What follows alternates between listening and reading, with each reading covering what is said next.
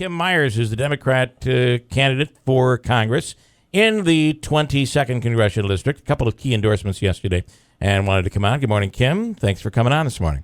Hi, good morning. Thank you. So yesterday, I know you received the endorsement of the mayor of Utica, and some additional. So how goes it on the campaign trail? It goes great. I was very humbled and honored to receive the endorsement of Mayor Palmieri and Assemblyman Brindisi. I'd been up there quite a bit, and I had spent a lot of time with the mayor. As a matter of fact, this summer I went on one of his sweeps with him, which was amazing. That is quite a program that he has there. And we had lots of chats, and I discovered that him and I live by the same motto, which is you never forget where you came from. When I said that to him, that was what my father had always taught us, his head just snapped around, and I knew that was a familiar theme to him. Did he have you chanting Utica? Because he likes to do that. He did not. He did not. You weren't chanting as you're going down the streets, Utica. Not going up Genesee Street, right. No. So polling just came out, and it has you gaining some ground. I mean, you could look at it any way you like. I guess if you're a supporter of Claudia Tenney, you'd look at it and say, hey, she's up by 5 points. But what are you taking out of those numbers, out of that most recent? That was a Siena poll, by the way. Yes, apparently there's a lot of polls going around, and some have varying, but pretty much on the same theme that I'm doing pretty well. When you consider that the Assemblywoman has been running or in office for, I think it's 8 years, and our other opponent, they've both been up on TV since early spring, and I've just started doing that along about 3 or 4 weeks ago. So we're very encouraged by it, and any way you look at it, it's pretty good numbers for us. I see some of the mailers that come out and the commercials, and you're saying that she's missing votes and she's taking $400,000 in monies from the state taxpayer dollars. She was on last week and said that's ridiculous. I don't make $400,000 a year. Explain what that $400,000 is.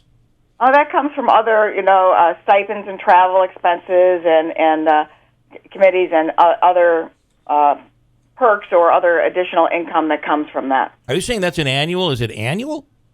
Or is that over the time that she's been there? I think it's over the time that she's been there. Okay, got it. Okay.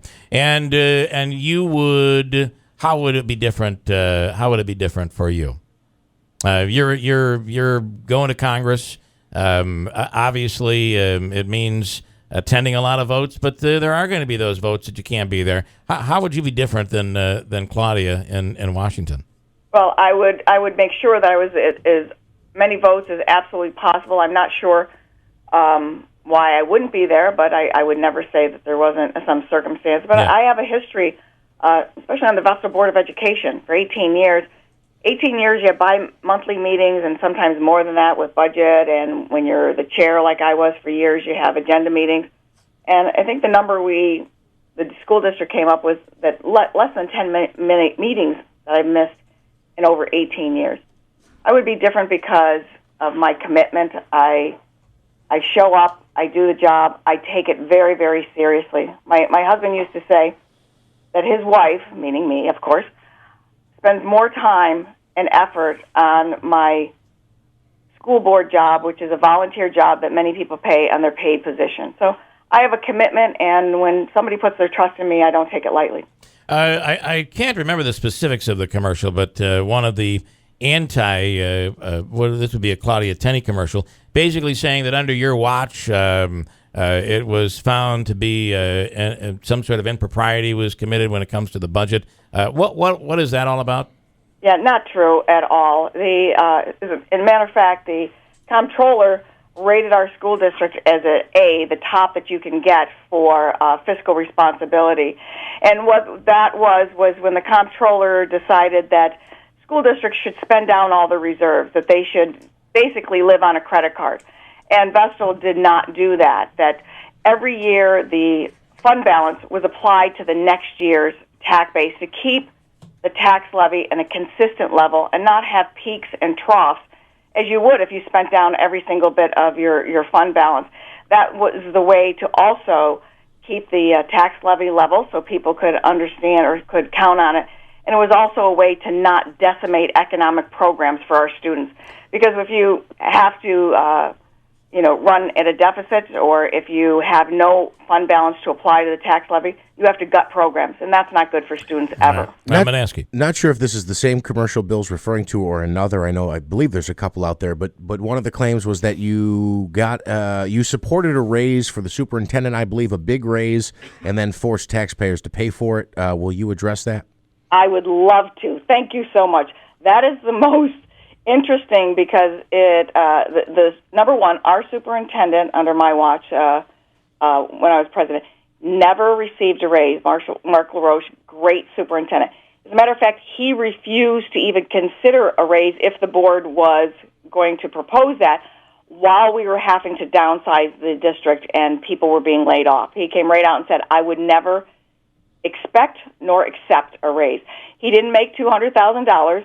And even if you are doing the greatest economic downturn in our history, when the state aid, which my opponent is somewhat in charge of and votes on, state aid for education for school districts, was cutting aid, and we had to right-size the district, our superintendent never made $200,000. And he has a contract. You don't just get to not pay people. We had no bonus system. He had no bonus, and I would never approve that. And by the way, as most people may or may not know, as a member of the Board of Education, you have no unilateral authority. I was one of 9 members. So he did not get a raise, you're saying? He did not. All right. Interesting. And I also want to I'll leave you with this. It's an interesting year for politics, interesting year for you to be running. Not particularly you, but I would say from your standpoint, it's like jumping into the fire right now. With the presidential race going on. And it's interesting that many Republicans do not support Donald Trump, and there's a battle going on nationally about that. I find there are some similarities in the 22nd Congressional District. I'm hearing yesterday that the National Republican Congressional Committee not getting involved really in this race. I find that very interesting in a toss-up race. Why aren't the Republicans coming to the defense of Claudia Tenney here? I guess you would have to ask the Republicans, but maybe it speaks for themselves, for itself. I have the support of many, many Republicans, many who have come up to me on the street in the Utica, the Oneida, and many of the other counties who identify themselves as long-standing Republicans and have said, you've got to win this. You have got to win this. We need you to win this.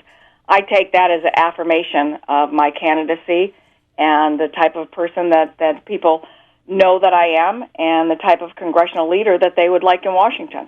Very interesting. We appreciate your time here this morning, Kim. Thanks for coming on, and hopefully we'll get you in studio the next time. I know that Andrew's been working on a bit of a debate in studio, a forum that would have all 3 candidates in studio at the same time, and I believe that you've accepted that, so let's see what comes of all of it. We'll try to put it together. Thanks so much, and have a great day. All right, thanks.